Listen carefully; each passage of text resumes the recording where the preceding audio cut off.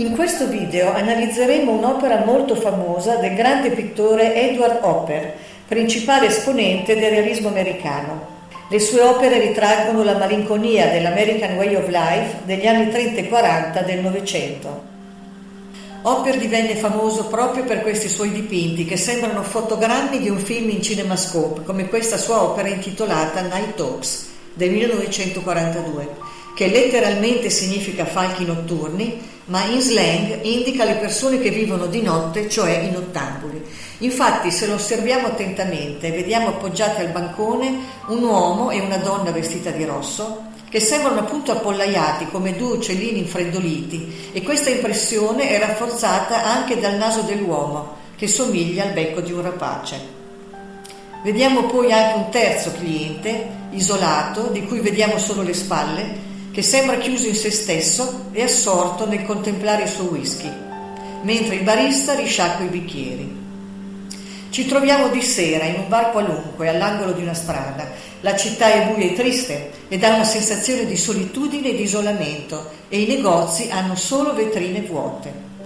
Potrebbe sembrare uno studio di Hollywood davanti a un set, e non c'è traccia di vita, se non all'interno di questo lungo bancone rettangolare, illuminato unicamente da un neon, e dove l'immagine è incorniciata da due strisce scure in alto e in basso, proprio come il fotogramma di un film.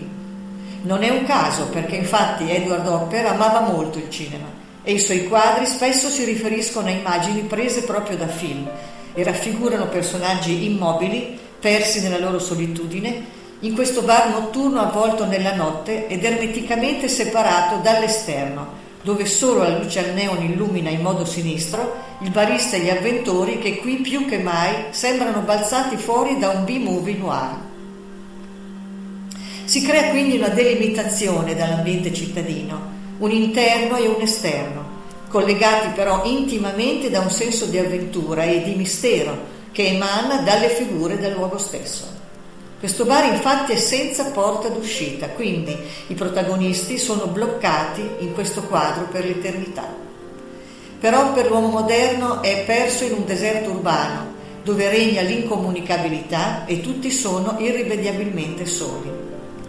Il regista Wim Wenders, che ha amato moltissimo l'opera di Hopper, fa una citazione di Night Talks nel film The End of Violence, dove la ritroviamo come riprodotta in vitro, ricostruita dentro a uno studio cinematografico, rivelando così le origini europee, dedite all'introspezione, del regista tedesco e privando l'immagine di quel respiro avventuroso tipico della tradizione americana.